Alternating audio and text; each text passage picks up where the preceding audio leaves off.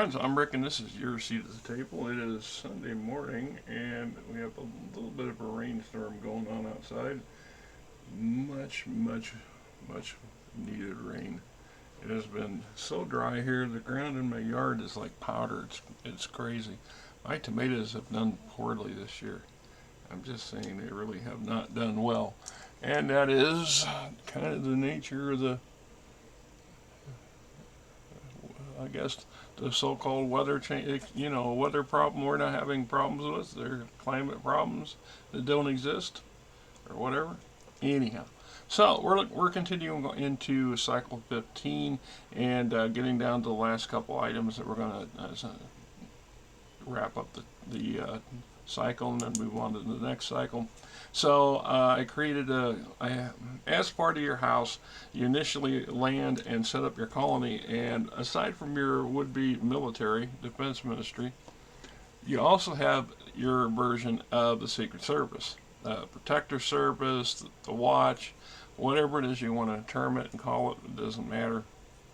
But it basically gives a two-pronged military option available to the House. The House Lords Protector Service is wholly devoted to looking after the House Lord, its leadership, family, estate, personal effects, things like that.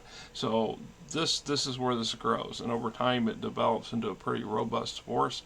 I've also personally liked to tap it, especially in the early days. I like to dole out protectors to various operations and missions because it gives them more opportunities for experience quicker. It speeds things up, and it also augments my manpower for my various ministries, because each ministry, like I said, can have its own plethora of agencies and so on and so forth. It's just a matter of how much paperwork you want to deal with and how much stuff you want to options you want available to you.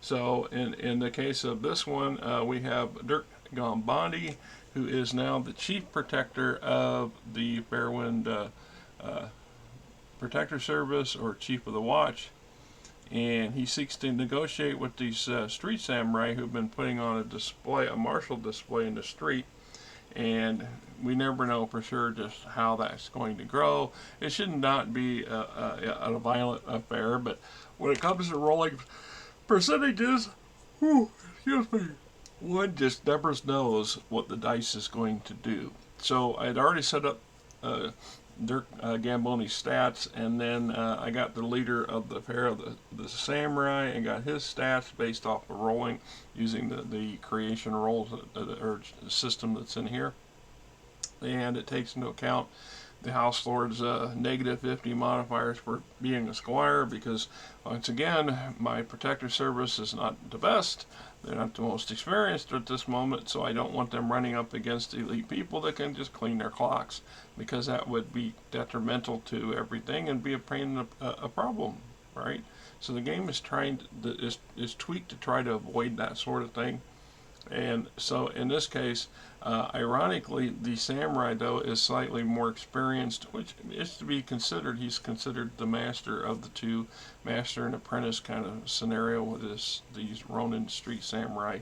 And when I talk about street samurai, in a lot of aspects, if you are familiar with any kind of cyberpunk, Shadowrun, that kind of stuff, that's kind of what we're talking about here. We are talking about the uber modern warrior soldier slash martial arts master slash whatever. And these people this is not just a profession, it's more than just a calling, it's a life experience in some ways. They become everything to them.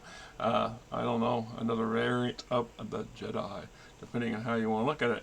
And they can be augmented over time with extreme amounts of cyberware, bioware, and cybernetics. So I mean, they can become very devastatingly deadly. I mean, and the houses have that opportunity to create agents and soldiers to do the exact same thing. It just takes a lot of effort and time and development, but it's doable. You know, I mean, it's just within the mechanics of the game. So what we want here is to find out a couple little things, starting with, hey, are you, you know, you open for employment? Because usually it's kind of you know, I don't want to say it's guaranteed that they're always looking. They're putting on a display to gain attention, ideally looking for potential employers. And employers can come in many forms. I mean, the house obviously is the most obvious because the player is being the house. But every one of your double or all of your platinums can hire them as personal security, as bodyguards, and things like this. And I've had that play out in players playtesting their houses, where that's kind of a route one or two people have taken, and over time they develop quite a repertoire, or quite a toolbox of agents and specialists who can cover a lot of different things.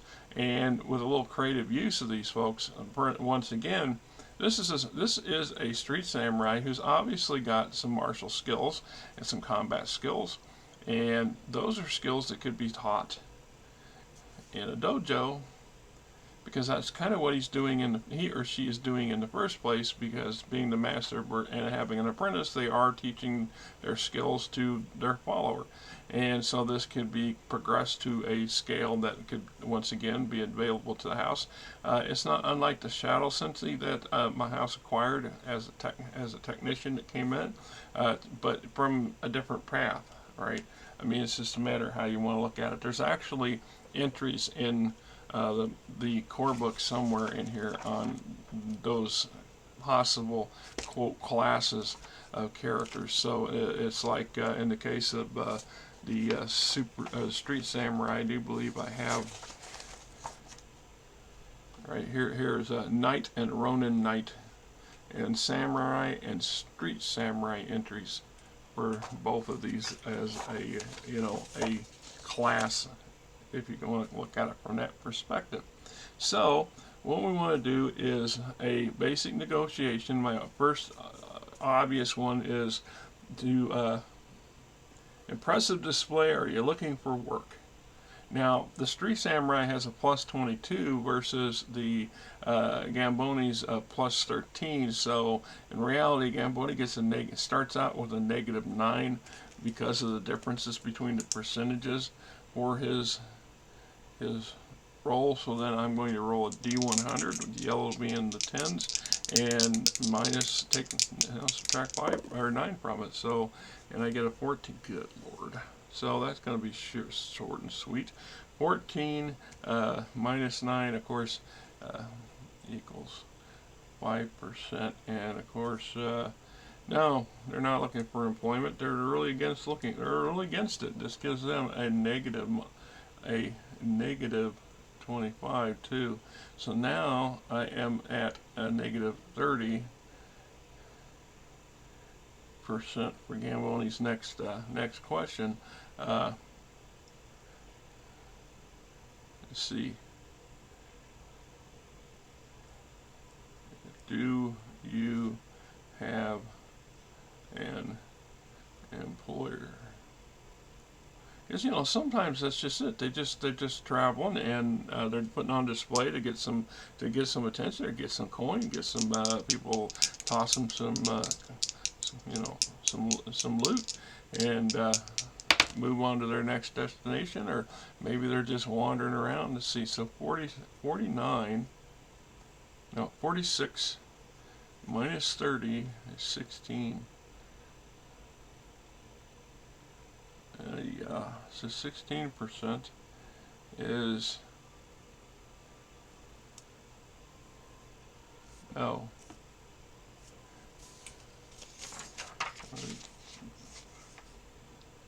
yeah, soft no.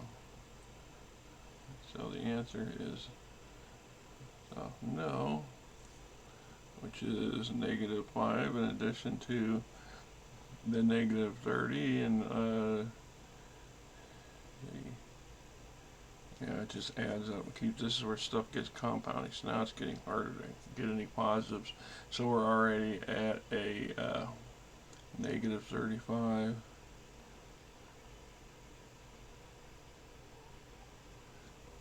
And my next thing is, do you have an employer? You're not looking for work, so no. Soft no.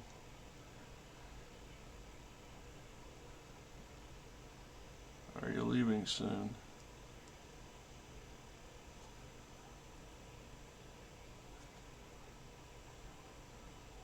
You just with a negative 35 or 35. So unless I get like 90 or something, I'm not even gonna get it. I'm gonna get another no. So yeah, here we go. 1 and 7, 17. So just basically 1, and the 1 is a hard no.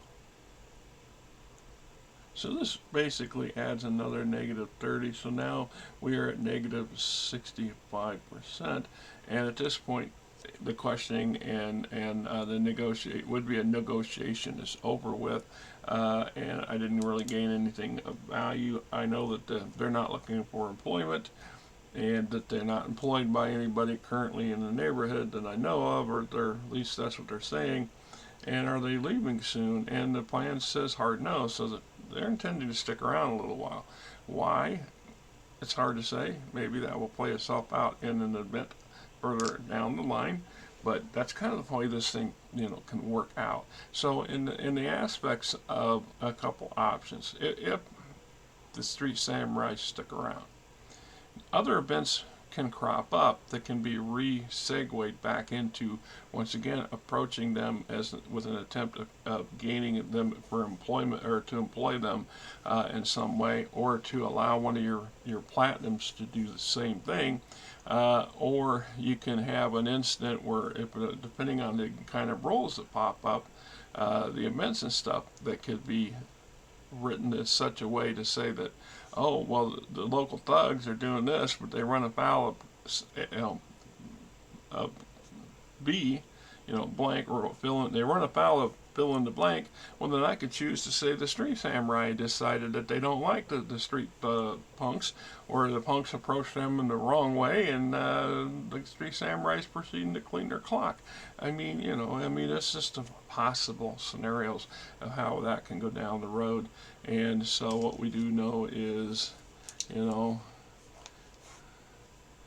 conclusion, not employed, not looking to be employed, sticking around. Alright, and so that's that for negotiation between my chief protectors, my protector service, and these Street Samurai, and move on to the next thing, right? Yeah, there you go.